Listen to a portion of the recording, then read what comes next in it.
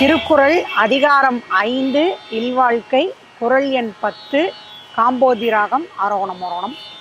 சரிகமபதசா சானிதபமகரிசா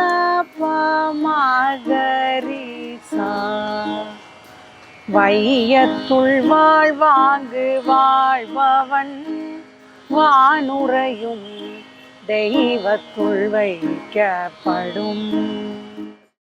இந்த குறளுக்கான விளக்கம், வாழும் நெறி அறிந்து நல்ல செயல்கள் செய்து வாழும் பொழுது அந்த மனிதர்களை தெய்வத்துக்கு சமமாக ஒப்பிடுகிறார்கள். பார்க்கிற மனிதர்களும் நம்மளை தெய்வம் நல்லது செய்வதைப் போல இந்த மனிதர்கள் நல்லது செய்கிறார்கள் என்று பார்ப்பார்கள். வையத்துள் வாழ்வாங்கு வாழ்பவன் வானுரையும் தெய்வத்துள் வைக்கப்படும்.